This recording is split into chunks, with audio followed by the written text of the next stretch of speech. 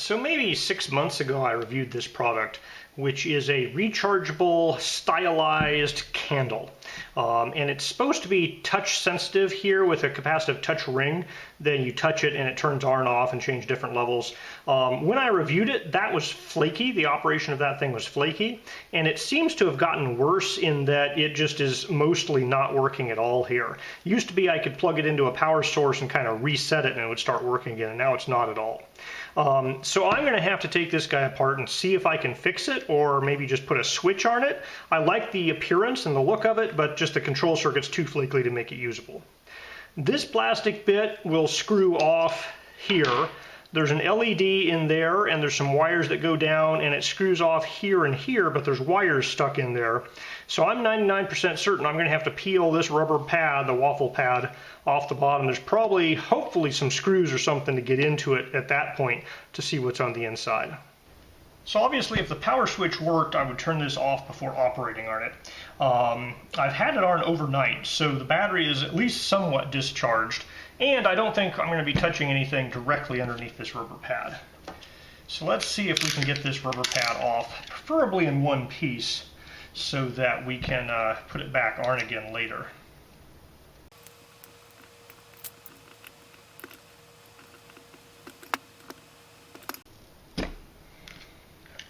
Well, I just cut the rubber pad a little bit.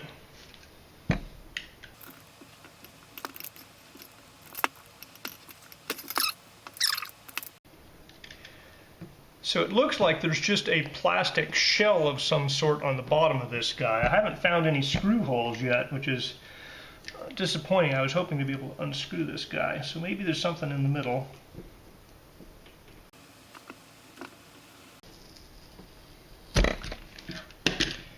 Okay, so I have successfully gotten the rubber pad off of the bottom. It was glued on, pretty much permanent glue there. Only cut the pad in a few places. There's no obvious ways to get this plastic out of here, so I'm going to have to pry and see if it pops out without prying on it.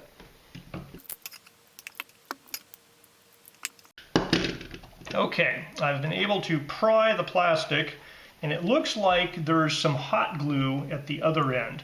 So there's hot glue on this side holding it in, but it looks like it's coming off. Okay, so there we go. So inside we have a circuit board down here, and we have a single 18650 cell over there, and we have a nut on a threaded pipe that hooks into this bit here, I think. And so it looks like with two Phillips screwdrivers heads there, I should be able to get this little circuit board out and maybe take a look at it. From what it looks like, it's two connectors to the battery, two connectors to the light bulb, and one connector potentially to the capacitive sensor. So if I had to guess, maybe the capacitive sensor wire is broken. Yes, excellent. So if I touch the point on the circuit board where the capacitive sensor wire goes, this functions perfectly. So I suspect this is a problem with this white wire that's going between the touch sensor and the other thing. Also, if I touch the wire, it's actually detecting. And so that's what it's supposed to do when you touch up here, but it's not. So I believe it might be a problem. Maybe we'll find this white wire is broken off and not attached. Hey, look at that. Okay, well, I know how to solve the problem now. I need to get up into here and see if I can reattach this wire more permanently to that little ring. Okay, so that guy unscrews. This guy here unscrews as well, and it has wires on it. That's where the LED is, and they're pretty tight in there. It looks like I could get a little bit of slack, except these wires are stuck under the battery into the glue. So I need to take those wires out from underneath the battery and the glue, so I might have to remove the battery just to get those wires with more slack. Which is annoying. It doesn't look like it would be of any benefit to me to unscrew these things until I disconnect those wires. So I'm going to have to reach in here and pull something out. Alright, using a dental pick that's been bent already and a screwdriver, I was able to get these two wires that go to the LED free, and without breaking them even. Well, now there we go. Now the capacitive touch sensor is working pretty well there. And so now I should be able to unhook the wires from the circuit board and unscrew everything and pull it down and out. Although the Phillips screws in there are surprisingly large, so my small Phillips screwdriver isn't going to work. I'm going to have to get like a number 1 Phillips.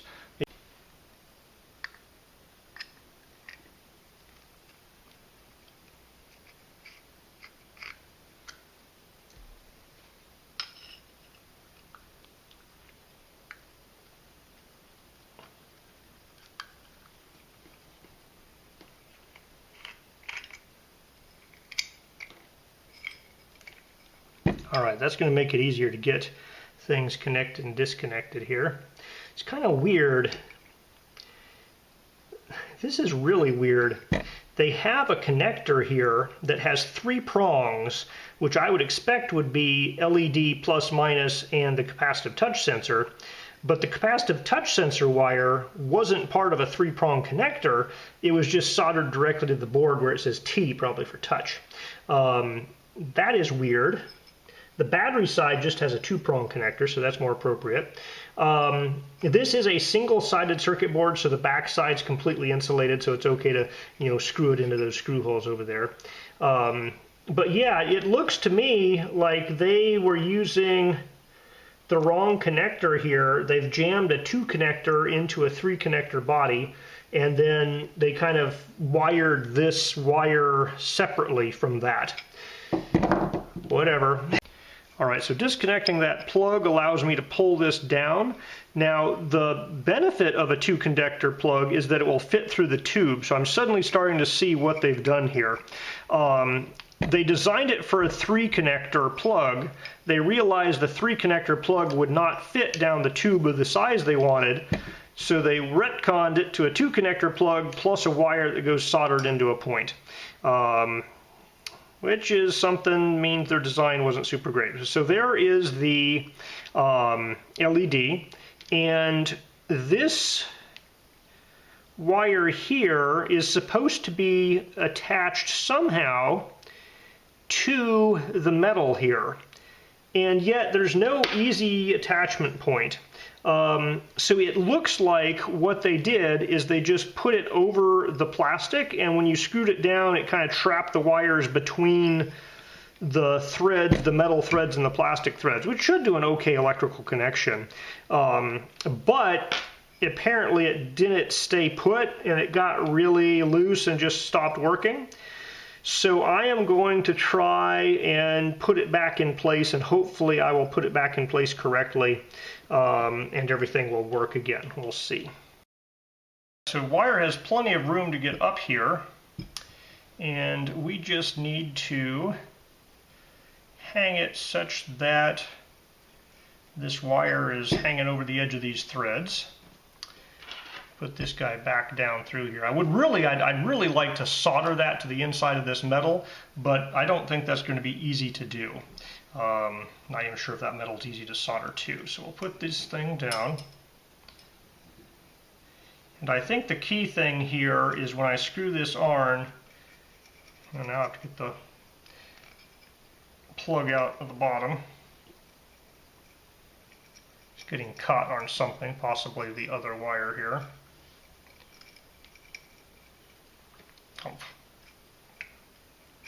Alright, I'm taking this wire out. We'll see if we can get the plug back in.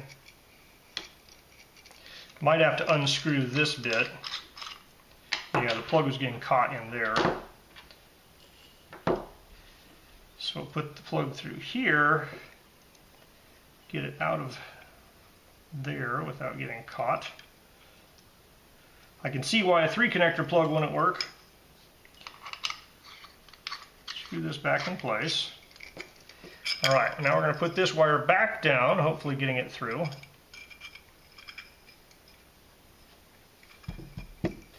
Okay, so we are going to try to hang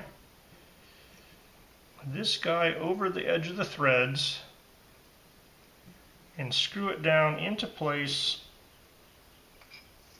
trapping it in the threads. So that wire is spinning when I turn this on.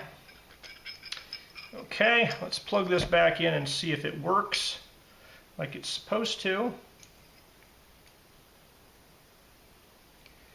Now remember, the gray was towards the middle, so we have to put this on the right side of this 3-prong connector. Okay, there's the light. Oh look, that works perfectly now. Much better. So as long as I don't unscrew this thing, that wire will stay trapped. So I think if I tighten everything down, hopefully nobody will try to unscrew it. Oh, excellent. All right, now we just have to screw this circuit board back in place where it goes and reassemble this in some way where it will stay in place.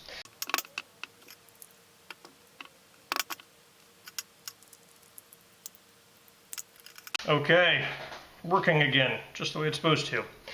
Now, there is enough room in here. I think I could put another 18650 cell in there and put them in parallel and have double the capacity. But this guy ran overnight. It's a tiny little LED, so unless I replace the LED with one that took a lot more current, I don't see any real point in adding another cell here. Now eventually maybe I'd need to replace the cell, but that's more of a later on when the cell gets old and dead. So this guy just snaps in there. I really would have liked to see threading. If there was threading on the bottom here and a metal plate with maybe a slot in it where you could just screw the metal plate on, that would have been awesome. That would kind of justify the premium price they were asking for this point. So bill of materials wise, the metal work is the nicest bit here. The electronics are nothing special, the battery capacitive sensor, nothing special. But realistically, the metal work and how it's all put together, I'd say, I think you should buy this for $35 or so, which is significantly less than they're charging for it. And I'm glad I got it to review for free because I wouldn't pay as much as they asked for it. But I really do like the appearance and the action of it when it's working correctly. Just some super glue around the edge. Put this on, this little hot glue will kind of hold it to the battery and index things in. So I'll super glue that thing down. The pad will never be exactly the same because there's going to be some cut marks, but since it's on the bottom, I don't think anybody's going to notice.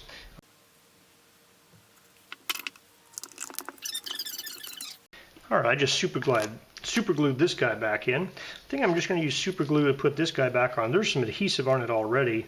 So if I can get it centered enough and just set it down, I think it'll be all right.